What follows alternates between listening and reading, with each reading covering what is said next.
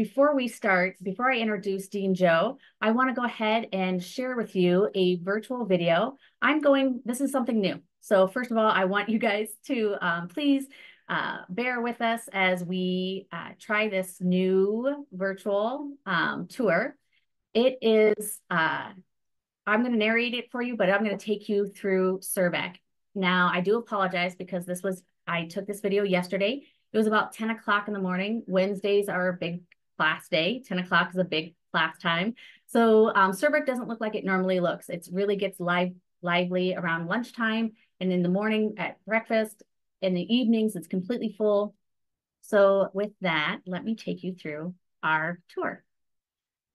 I have a stabilizing camera that I'll be using during this tour, but it doesn't always love to work for me. And so please give me some grace if I'm fighting with it. But here we are walking in through the backside of Surbeck. Right away to our left, you're gonna see our rocker shop, where this has some great gear. I have trouble walking by this place and not buying more Minds gear. Please come through anytime. It's open during the weekdays and on weekends when we have games. Down that hall there was our clinic. We do offer clinic hours to our students, but I'm going to let Dean Joe talk a little more specifically about some of the services we offer on campus. Down this hall, first thing we're coming up to is one of our group rooms. This room is used for meetings, but not just meetings. It's used for gatherings. One of my favorite things they do is during finals week, they bring in some de-stressors for our students because you can imagine how stressful it is. So they bring in bunnies and puppies and kitties to pet. They do yoga. They do a lot of stuff to help our students with that stress. Our student engagement currently is upstairs in Surbeck. They offer a lot of programming and support to our students, to our student groups, and to our Senate. We have our counseling office. Dean Joe will talk about this a little more, but as you can see, it's a very utilized office on our campus and needed. And here's our student senate office down the way here. This is a place they can study and collaborate. And then our dean of students office is right here across the hall from the dean of students. And you're going to see me fight with our camera. It's a smart camera, so it doesn't like to always listen to me when I'm trying to tell it which way to go, is our bump lounge. So these meeting spaces, as you can see, they're different in sizes, but they're very collaborative spaces. However, we're restricted by how small they are, and they're always in demand and being used. This one, you can see the tables are up. That yesterday the tables were down and this class was full, or this room was full of people. So they use them for many different purposes on campus. Down the hall here, I'm going to speed us up as we go back into the Surbeck front area. Here, we have a lot of students who study in the evening time and the weekends.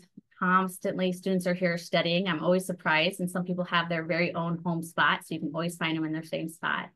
But right here to our left is our esports room. So this room is there for gaming. I know that seems crazy to some of our older alum, but it is a sport, and students love getting in there and trying their hand at whatever the latest game is.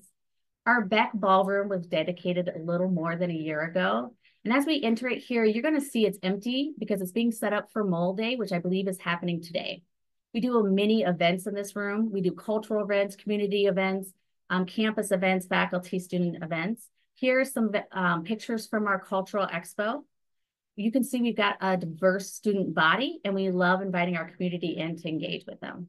Our Veterans Chili Cook-Off is happening here in November. I'll give you more details about that a little later, but it's a delicious, fun day to come in and support our students. Here we're having our Science and Engineering Day for some of our younger students in the community.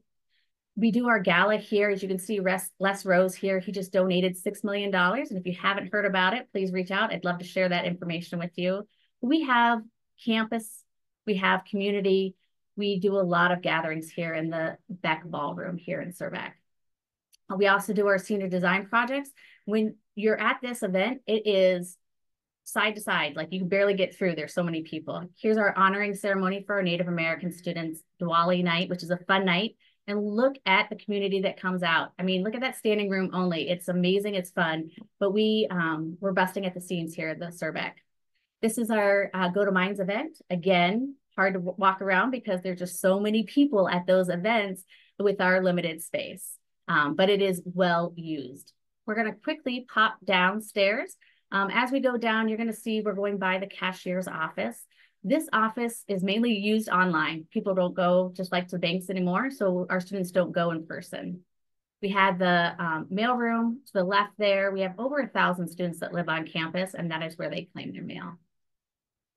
Here we're in the basement of Surbeck. We have a few study rooms. These rooms are first come, first served. As you can see, it's just simply a whiteboard. It's not a smart room, but it is a space to collaborate and study. So there's a few more. This open area used to be, I believe, our bowling alley. It is now home to the Ivanhoe International Office and our Opportunity for All office. Our new core study room is right here. New core is a big supporter of our students in our school, and we really thank them for that. Just another picture of that area so you can see it being used. Here we're going into the grubby game room. This room is used a lot in the evening time, especially by the Howard Peterson students or students just after dinner time, where they can kind of hang out. Here's a lovely photo of those gentlemen. Recently, the Rich and Trudy Wells Veterans Resource Center was dedicated. This resource center isn't just for our veterans. It is for our veterans family. So their children, their spouses, and our veterans. There's programming I'll let Dean Joe talk about in here. But this area has opened up, and the remodeling of it through that generous donation from Rich and Trudy Wells has allowed them to have a better collaborative space, a bigger space. It's put plumbing in here so they could have this kitchen. So they can do dishes, they can make their lunch. This is just, it's one of the rooms I always find students in, but it's even more used now that it's more accessible and they can get there and get their lunch. They have little cubbies that they can store their stuff in, and it just really adds another element of community to those students. A lot of our students that use the Veterans Resource Center are non-traditional students. There's a lovely plaque of Rich and Trudy Wells Veterans Resource Center. And now we're on our way back to the main area in the basement of Surbeck, on our way to our Renita Molman room, where we house our Ys, our women in science and engineering. And we're just going to peek in here because they're studying. This is a place that students are females on campus who are still a minority in a STEM school can kind of collaborate. They do mentorship here. They do book clubs here. It's a study space. As you can see, they also have a microwave and sink that they can utilize to eat lunch from if they're off campus. We're walking towards our cafe here, and we're stopping here quickly in the Hoven Hub. So this is just kind of a hub spot where students can study. We also host tables. Here we have a center that came in to talk about the South Dakota Constitution. Right now, I know they've been doing a big push on voter registration. It's got comfy chairs. I often see students even napping in this spot. On our way, again, I'm going to apologize. We're between cafe sessions, between breakfast and lunch. But those outside machines allow for students to get drink or food 24/7. We have our minor shack here to the left that students can use their flex dollars on. And then our cafe. And so this cafe actually has sessions, breakfast, lunch, and dinner where students can go and then get something to eat and go back in and eat some more if they found something they're really hungry for. And as you can see, not a large space. We have over 1,000 students living on campus. And so this gets very crowded in here when our students, when cafe is open. And this is on our way out. I have a few photos to show you what it looks like when we actually have students there. So you can see it's packed. They're smiling at us because they're being fed. So they love that. But we're running out of room. I don't know how else to tell you. A lot of our students will take their food up to their dorm rooms to eat or go outside to eat elsewhere just because we have limited spacing. So that was our virtual tour of the Surbeck Center. Like I said, we'll do the Devereaux Library at a different time. But before we go to Dean Joe, I'd like to introduce him. Dr. Joe Dlugos. He's a Connecticut native, and he's the Associate Vice President of Student Development and Dean of Students at South Dakota Mines. With over a decade of experience in student affairs, his expertise spans counseling, crisis management, student development, and nonprofit leadership. In his free time, Dlugos enjoys camping, hiking, and exploring European genealogy, which I need to hear more about sometime. He lives in the Black Hills with his wife, Lacey, their son, and 2 daughters, and their dog, Maggie. So with that, I'd like to welcome Dean Joe. Yeah, thank you, Shelly. And it's been fun watching everybody contribute in the chat, letting us know where they are. And I really enjoyed the video. I thought the camera skills are really good and narration. So thank you for that. I spend gosh, probably 80 to 90% of my day in Surbeck. That's where I am right now. And I'm quickly going from student to student or meeting to meeting, and I don't often stop to appreciate what really goes into each of those spaces. So that was a fun video to kind of reflect on the work that we do. Yeah, thanks for having me. Absolutely. Well, thank you for being here. Yeah, Surbeck is it's more than a building. It really is a gathering place that we can build our relationships with. We, outside of the classroom, we include organizations, meetings, cultural events, and even our community. And I have to say, it is really, of all of our buildings, very used by our community. Most especially when we would look at our young students in the community, ACT tests are happening there, things like that. So it gets used quite often. But I have a few questions for you, and I Yeah. know that some of our alum will have some questions too. So I just want to remind our alumni, go ahead and put any questions you have in that Q&A bubble with the question mark, and we will get to those and bring those up to Dean Joe. But first, I want to talk about some of the services that we have there in Surbeck, our counseling services. So when it comes to like crisis intervention, what protocols are in place to address students in crisis? And how is the counseling center working to ensure like timely intervention and support? Yeah. Yeah, it gets talked about nationwide right now that there's more of a need for mental health. And that's actually my educational background was master's degree in counseling and student affairs, my doctoral degrees in counseling and counseling education. So important to me, but it's got to be important to anybody who's working as a dean of students across the nation at a college. So I know in the beginning of the video, kind of quietly walked past that counseling office or kind of protecting the privacy. You saw that. We actually have kind of informally expanded beyond. If you remember when we first got downstairs in that video, there was a couple meeting rooms. When those aren't booked out by students who are studying or working on group projects, we actually use those for kind of overflow counseling offices. So that's worked out okay, but it's not really the intention of the space. So we've been having those conversations. For crisis, we train all employees, whether they're professors or staff members, or even just other fellow students. If you're working with a student who's in crisis and we're open, it's during office hours, just walk in. It's okay if you don't have an appointment. We're going to figure it out. We have advertised open office hours for true walk-ins twice daily. 10 a.m. and 2 p.m. I tell students, remember how you were learning how to drive, you had to put your hands on 10 and 2. So that's how we all remember it here on our campus. And that's a practice we started when I got here about 3.5 years ago. So we really should advertise sometimes so students always know, hey, if something unexpected happens, I can get in that day. We have counselors standing by. They're just doing their notes or catching up on paperwork. And if somebody comes in, they're there to see them. If not, it's okay. They're still being productive.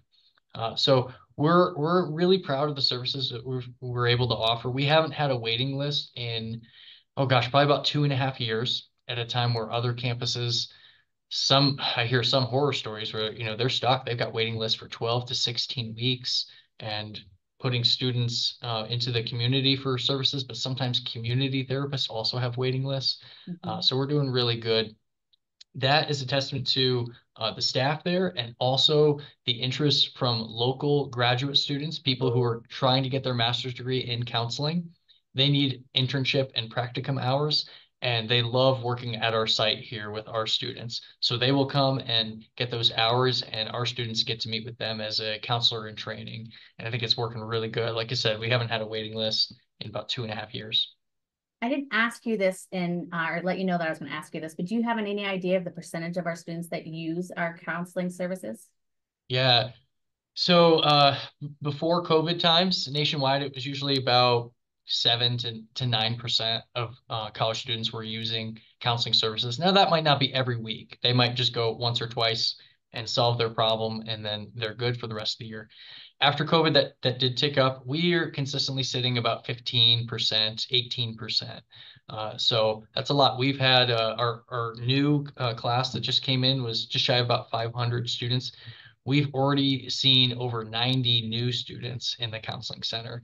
So those are students that were not returning. They had a relationship with a counselor from last year, and then they came back over 90 new.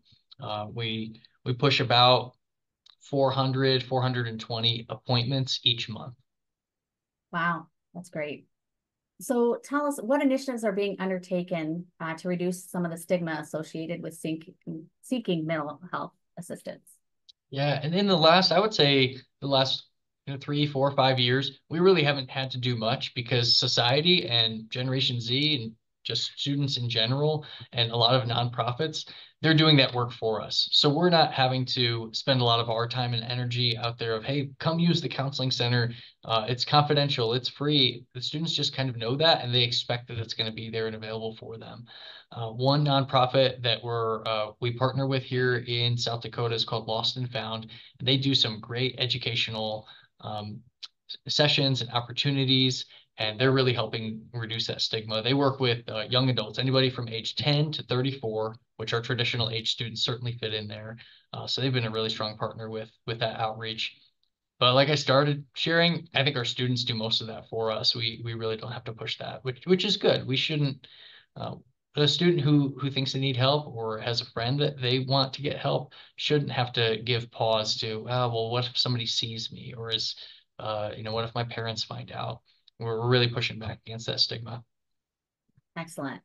Um, so I know we talked about some of our counseling, but what are there any new initiatives around mental health resources for students or physical health resources for students?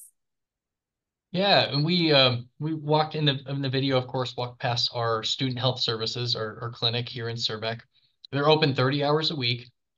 The best part of that office, in my opinion, we partner with a local urgent care, and it's actually also our hospital here in town. So Monument Health, they have the hospital, they also have urgent cares, and they are the staff and the nurse practitioners and the physician's assistants who work in that clinic, 30 hours a week here in Surbeck. Now, if it's in the evening or it's in the weekend and a student needs that same care, they're not out of luck, which is great. Those two urgent cares that are they're not within walking distance, but they're pretty short drive. I would say within a 5-minute drive, they could get to the urgent care from Monument Health, show their student ID, and they'll get the same care. 90% of what a student might go to an urgent care for is already covered in their student fees that they pay. So they don't have to worry about a copay. They don't have to worry about, hey, I'm going to get a bill or mom and dad are going to get a bill. Now, if they walk in with something really complex, I think I broke my arm, this and that, then they'll look at the insurance payment. But for the everyday thing you would go, I've had a stomach ache for a week. What's going on? I think I have strep throat. Can you test that? That is all included, whether it's here in Surbeck or if it's, like I said, the weekend or evening, they can just drive down, show their ID, and they're covered. My son, who's a freshman, has been there twice this year, so I appreciate them being open. Moving over to some residence life. So given our recent influx of students, are there any plans to address potential housing shortages? And what is like South Dakota Board of Regents policy for our students? Because I'm sure it's changed since Yeah. even 10, 15 years ago. Yeah, I hear from so my typical supervisor, Dr. Lance Roberts. He's an alumni. Some of you in the chat may know him very well. He shared with me that when I was a student here, upperclassmen didn't really stay on campus. It just wasn't kind of a thing. It was expected you go rent a house or get an apartment with some friends off campus. We have had more upperclassmen who choose to stay.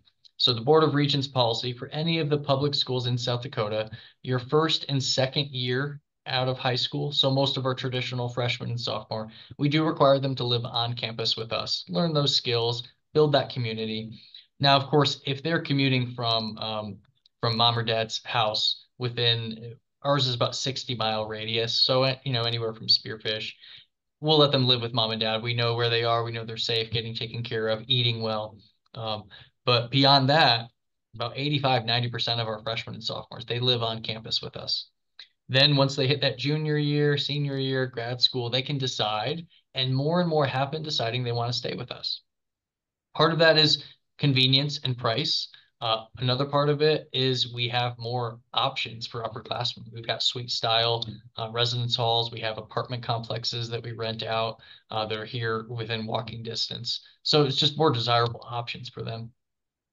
We had a couple of years where things were pretty tight. A room that is, meant for two students. We had a couple of rooms that had three students in them. That's not typical. That's not what we prefer to do. But we also don't want to turn anybody away when they're expecting to have a space and they, came to be with us as a student. This year, looking a little bit better. We're less than 100% occupied, so we've got some breathing room, got some wiggle room, and we'll see how the years go as it moves forward. We partner regularly with Elevate Rapid City, which is kind of operates as our Chamber of Commerce here in Rapid City, and they actually have a housing specialist on staff. So we partner closely with her. What's it looking like in the community? How are building permits coming? Are there going to be options and student budget friendly options close to campus? We're feeling like a lot of that construction is starting to come to a close, and things are looking better. We've got a lot of apartment complexes within walking distance of campus that are willing to give discounts to students and even deeper discounts if students want to kind of over occupy the room. So if it's an apartment that's meant for two, uh, and our students say, hey, we don't care, let's put four of us in there, they'll give them an even deeper discount. So Wow, that's great to hear. Um, Another question I didn't let you know I was going to ask, but do you know by chance how many of our students are in food insecure on campus, or and what do we do to address that? yeah, I do know the answer to that. And unfortunately it's not a happy answer. So we annually participate in a health assessment for our students, and one of the groups of questions is about food insecurity. And for the last 2 years, a third of our students, so about 33%, have answered yes to the question that says, in the last 7 days, I haven't eaten enough, or I haven't known where I was going to get my meal. So at any point in the past week, did you not get enough to eat, or did you not eat and it wasn't your idea? A third of them said yes. So 2 years ago when we first saw that, we dove in and said, okay, what options do we have? What can we do? We have always had a food pantry here in the Surbeck Center that students can just walk up to at any time of the day. We don't lock it behind a certain office or only give certain students access. It's just out in the public, right when you walk into Surbeck on that second floor. And that's intentional. We don't want there to be any barriers or for a student who might use the services to not be able to because they're ashamed to come and ask, hey, can I have access to that pantry? So it's just out in the open. Sure, there may be a little bit of theft, but that's a small price to pay. That's okay. So we have that, and we've heavily invested into that pantry. New thing that we started last year, we partner with a program called Swipe Out Hunger. And this is all made possible through our contract for our food service on campus. So we don't do our own food service as South Dakota Mines employees. We partner with a contractor. They're called Sodexo, and they are willing, as part of our contract, to make some investments into that Swipe Out Hunger program. So we've got over 1,000 meal swipes. And I'm using that term so I can explain it a little bit. When a student goes to the Hard Rocker Cafe that we saw in the video, and it's kind of all you care to eat buffet style, they will swipe their ID. Hey, I'm here for breakfast, right? And swipes. And then if they have a meal plan where they have 250 meal swipes for the semester, once they do one, now it's down to 249. So if we have students who either A, couldn't afford a meal plan, or B, it gets towards the end of the semester and they've just ran out of those swipes, they can talk to any faculty or staff member and say, hey, I could use a little bit of help right now. And every employee on this campus has the authorization to say, I'm going to put some meal swipes on your ID for free. How many do you need? Do you need 10, 20? And by the next day, they're there. And it's not I always tell students, it's not an embarrassing thing. It truly gets added to their ID just as if they had purchased a meal plan. So nobody will know any different when they go the next day and swipe in for a meal. And it's been a game changer. We used a lot of those, especially last year we started it. Once we hit about late April and students, their meal plans are starting to run out. The semester's almost over, the year's almost over. And they're like, I just didn't plan right. I had too many lunches on the weekend. I didn't think I would be here that much, or I ate breakfast too often. It was great to not have to stress them out by purchasing meals. We just gave it to them for free. So it's definitely here. It's on our campus, that food insecurity. but we're making the right steps to make sure our students are healthy and getting the food and the nutrients that they need. Excellent. Thank you for that. Going on with a little more residence life, what strategies are in place and inside of our residence life department to foster a sense of community, belonging amongst residents and with various age groups and housing options? Yeah. Yeah, and that's part of the reason why I always, of course, get behind the Board of Regents policy of, hey, for the first 2 years, you should live on campus. Um, that was huge. As a incoming freshman, when I grew up in Connecticut, I did not want to go live on campus. I remember talking to my mom saying, "Hey, can I just live with you and just commute?"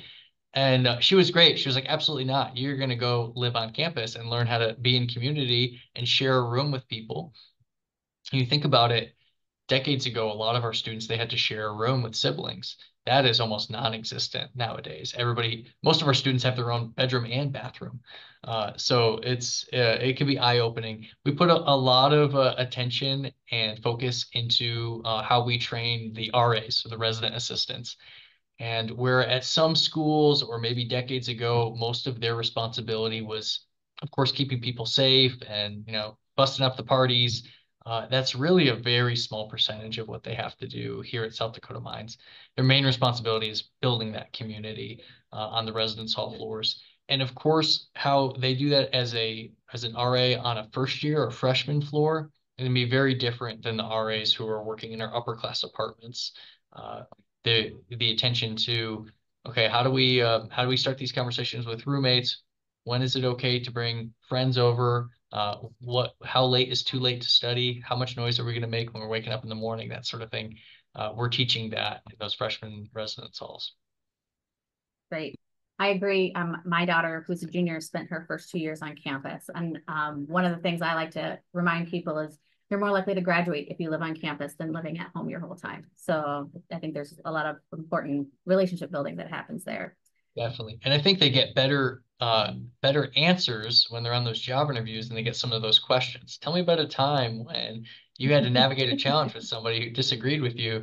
They're going to have countless material from, oh, well, let me tell you about this I saw with my roommate. Yes, that's a good point. I like that. All right, moving on to some multicultural programming. What events, I know we showed some of them in the back ballroom, but what events, programs, and incentives are being offered to promote diversity, inclusion, and an intercultural understanding on campus? Yeah, and we actually, our multicultural affairs office, they work closely with four student organizations. They're also professional nationwide organizations that do a lot of the heavy lifting for for the programming that you're talking about, Shelley. So I know we saw some photos and videos of that. Diwali is coming up here. It's a major holiday for our Indian students, and the Indian Club is hard at work. I was just getting some messages from them this week asking if I could be there and give a welcome for that. Our ACES group, American Indian Scientists and Engineers, we saw their TP raising and it's some call it an honoring ceremony, some call it a feather tying ceremony. That's always a beautiful one. We've moved that to happen every December, and we include December graduates and those who are set to graduate in May. So that'll be coming up here very soon. Was just with some folks for a fundraiser. Our students in SACE, scientists. I'm sorry. Let's see, Society of Asian Scientists and Engineers. They just had a fundraiser with homemade lumpia, which are kind of like a more dense egg roll, just last week, and they did an excellent job. So it's kind of a two-pronged approach. The Office of Multicultural Affairs is there to help lead that programming, and then those student groups that are doing really well, especially the last couple of years, they're able to also contribute to programming and educational events. I know we just recently on campus had our cultural awareness dinner or cultural dinner. Yeah, Um, cultural etiquette dinner. Etiquette. Yep. Thank you. Thank you. Yes. And so they kind of talk through students on how to approach how to approach people from different cultures and understanding that some people won't want to shake your hand and that's okay. They're not being rude and how to handle those situations. So I love that they do that because we're becoming a more and more global world. And so our students will go and work all over the place. Excellent. Yeah. Yeah, that's always a popular one, and we use sponsorship from companies and then of course employees so that students can go to that event for free. We wouldn't want them to have a charge to enjoy that food and learn that material. Yeah, absolutely. We're a sponsor here at Kara with that too. Um, Talking a little bit about student engagement, we also work very tightly at Kara here with our student engagement on campus. And actually, next week on Tuesday, we have a student alumni bingo night. So if you are here in Rapid, I invite you out to join us from 5 to 6:30 here at the Pearson Alumni Center as we have an evening of bingo with students. But I want to ask for you to talk a little bit about your program, I'm going to say the wrong name here, so I'm going to let you Oh, name it's it for okay. me. Yeah, I think I know exactly what you're talking about. Yep. So last year we started, it's called the Personal Development Promise, or Yes. PDP, as a lot of people will shorten it to. And there's been kind of variations of this program for over a decade. But we noticed kind of a decline. Before it was called the Minds Advantage program. So if that rings a bell for some, and participation was starting to drop over the last couple of years. COVID certainly could have had something to do with that. So our team sat down and we redesigned and came up with a personal development promise. So the big piece of it, it's not a professional development program. It's more of a personal development program, which might make some of you kind of scratch your head, like, hey, well, what's that doing on a college campus? We didn't want to duplicate any of the amazing work that so many of our offices were doing. Career services, they put on educational opportunities and professional development seminars every month, and they're excellent at what they do. We can see that in the data and the narratives that we hear from people who work with them. Our student engagement office, and we're talking a little bit about them. They do a lot of our leadership professional development. So we didn't want to create anything that was going to be overlapping, duplicating any of that work. So we're having conversation with a lot of employers, having conversation with alumni, with researchers, and they're saying, a lot of our students, and I hate to pick on them, but a lot of our scientists and engineering recent graduates, they need some help with some of the personal skills, some of the softer skills. How do I work as a team? How do I understand what it's like to be in a global environment and workforce? How do I just generally communicate? What do I do with my hands and nonverbal communication? So we said, this is perfect. Our student development, our student affairs folks have expertise in this. Let's plan this out. So we created the program. There's about, I would say, maybe 26 or 27 offerings of seminars that we give each semester. So if a student, I gave nonverbal communication as an example. If a student wants to attend a seminar on that, they can go in the fall, or if they miss the fall date, they can go in the spring, and every year we'll repeat it.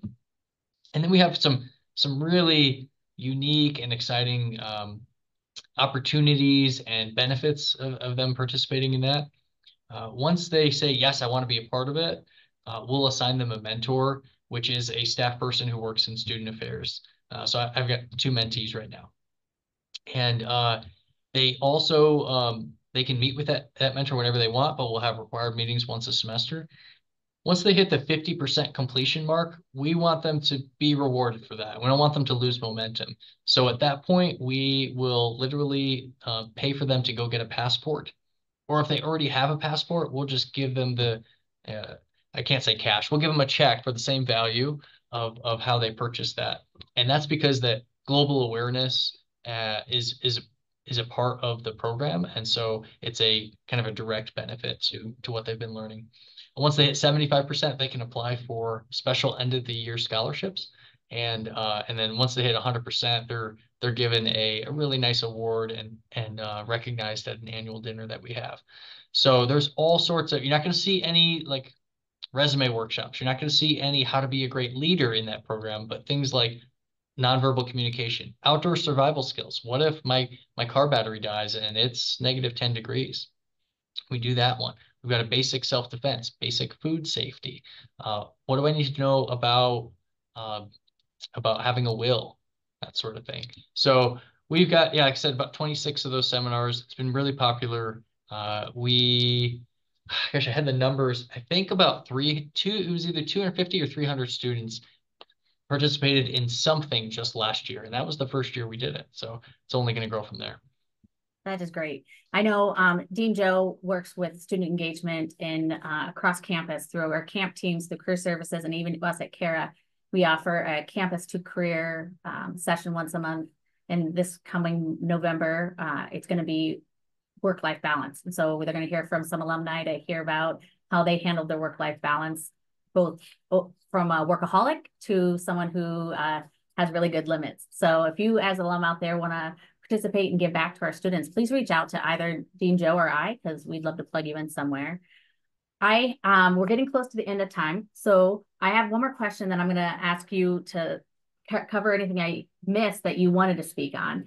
But Sure. under your office is our campus ministries. Can you speak a little bit about those and how they work with you in your office and together? Yeah, yeah, absolutely. And I see the question about counseling in the chat. I Oh, promise we'll okay. get to that too. Yeah, so of course, being a state school, we don't have a dedicated office that's funded by the state of South Dakota or the Board of Regents for campus ministries or any spirituality work. And that my background actually before South Dakota Mines, I've been here about 3.5 years, was only at private higher education, religiously affiliated. So I had some of that background. When I came here, I was so pleased, like I said, 3.5 years ago, that we actually had a really strong team of not state employees, but campus ministers who were already working together to bring some of those services to students if they were interested in them. I believe we had five when I first got here, five ministry teams. And they've just traditionally been kind of included in that Dean of Students and Student Affairs umbrella here on campus, which is the perfect spot for it. And when I got here and I found that out, I said, let's elevate it even more, make sure that they're feeling included, they have everything they need. So they're not required, they're not state employees, but they're encouraged to come to our staff meetings, and we include them if we have any staff bonding. We gave them opportunities to present at new student orientation, both to students and to parents and families, because we recognize that a lot of parents and their students are coming in like, hey, I want to get connected. I don't want to leave my spiritual life background behind. So I think we're up to 7 campus ministry groups now. Of course, there's some that are very specific towards certain religions. Our Newman Center is mostly our Catholic students are drawn to that. They're not limited to just Catholic students, but we've got one for Lutherans. But then we also have just special interests, right? We have Kingdom Sports, which really is geared towards our athletes who also want to be connected with spiritual life. So they schedule their events at times and dates that would be convenient for athletes. It's a wonderful area that we're able to offer to our students, and it supplements the work that we're doing in student development perfectly. I hear so many compliments, and the students who are looking for it, it's very easy to find. So, we talk a lot about our Student Success Center and how it contributes to our 84% of our freshmen coming back as sophomores, our retention, and then our persistence from the fall that come back in the spring, which is up in the 90s. But I don't think enough credit is given into our student development and the support outside of the classroom and just your daily lives and dealing with how to be an adult in this new situation. So I kudos to your guys' to your office and to all of you over in Surbeck and the services you provide. I want to let you answer the counseling question and then anything else. But before we leave, I have a tease on our designs for the expansion of our Surbeck Center. Okay, so I said the question there, some of the issues in which our counseling office is dealing with, and what are the most common things? So we can almost handle everything based on the expertise with our counselors on campus, which is great. A lot of colleges and universities, they will say, hey, we're not a typical clinic. We're just going to handle kind of transition relational issues. We can service most of our students anytime that they might need psychiatric care, so where they might need to be prescribed medicine. Sometimes we can partner with health services that I talked about. Other times we may need to work with something off campus. But the main issues that we're always going to see, usually in this order, anxiety is always going to be number one. Okay, that feeling of I can't get out of my own head. I'm worrying about things that that maybe I shouldn't be, or at least not to this level. Depression or mood disorders is usually the next one up. Start to see an uptick in that about this time of year, right? Midterms, late October. Everyone's just in general, their mood kind of slips down a little bit.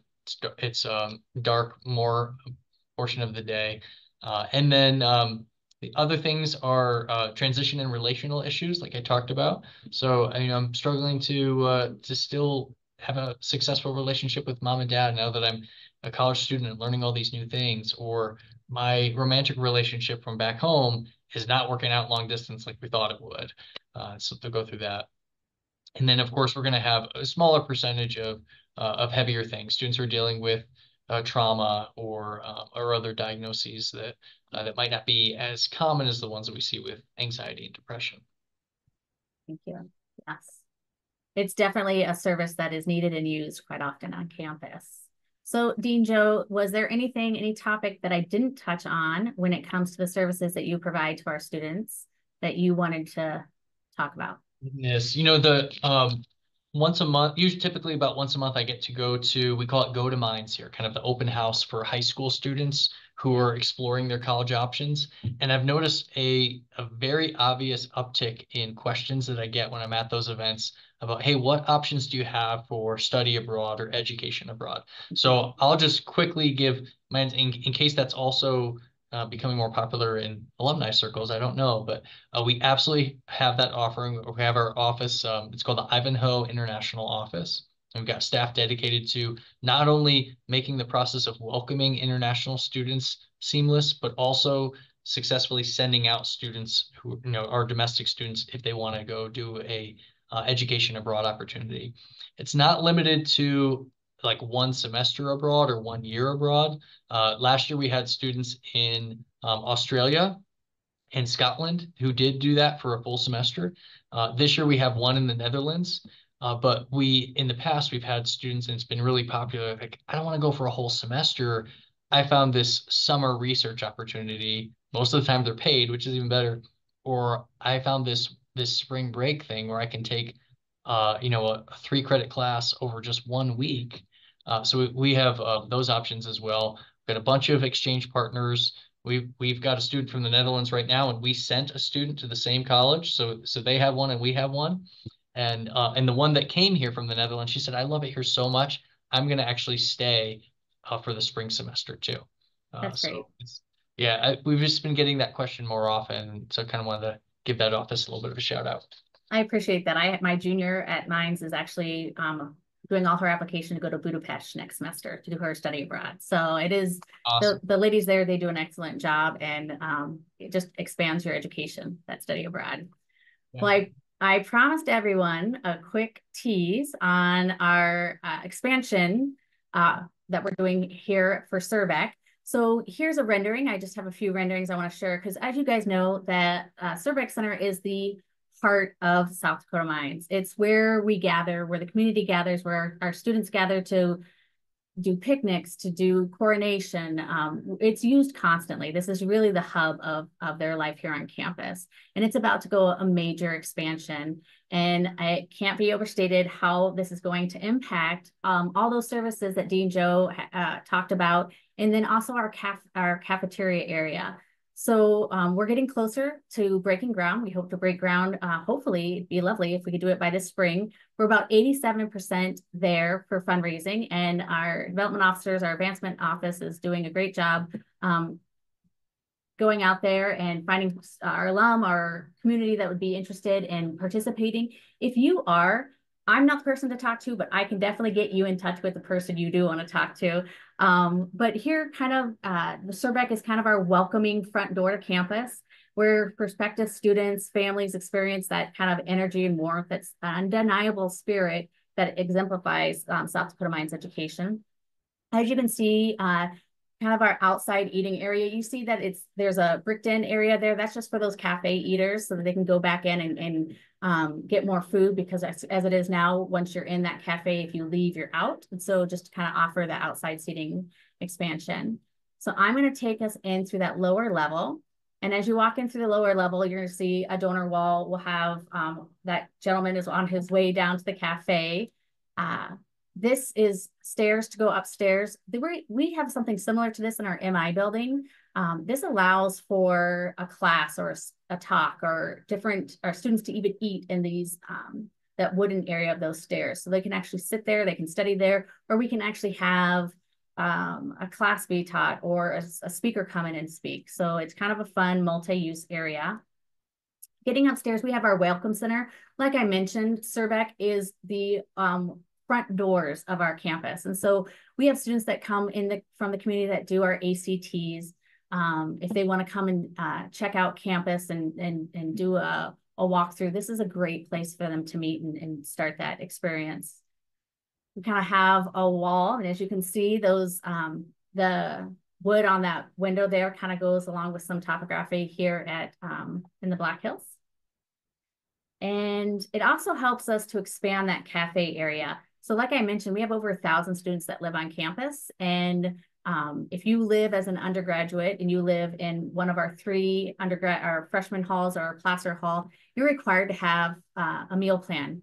And this is where you eat. You eat here. We have our Einstein bagels, but that's limited hours. So everybody's here for dinner time. And that's really when it gets jam-packed in here because there aren't other real full meal options. We do have our 24-hour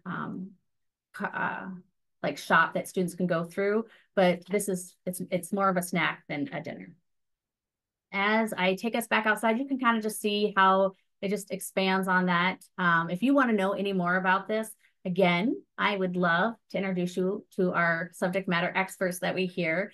And as you see, this says South Dakota Mines. We do have signs because our legal name is still South Dakota School of Mines and Technology. It's on every one of our diplomas, and it's also on our signage around campus too. But our branding name is South Dakota Mines, and so you can kind of seen it right there.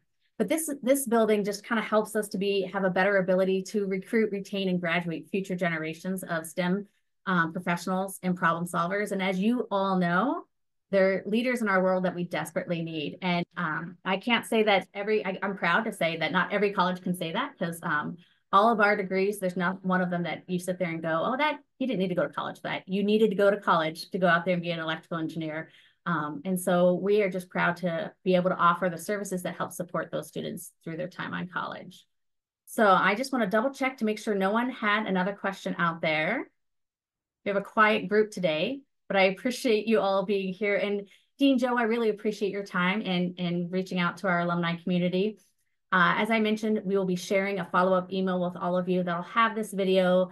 I'll even have my walkthrough in there, so feel free to share it with others. Just don't make fun of me as you're watching it. That's all I ask. And I hopefully when you come back to campus, make sure you stop in and say hello, because I see we have people all the way from Iowa. We've got people from Minnesota. I know we have someone out here from the DC area on here. So please stop by when you come back to campus. And remember, our 5-year all-school reunion is this summer, July 9th through the 12th. I hope to see you all there. I hope you have a lovely day. Thank you again, Dean Joe. Thank you, everyone. Bye-bye.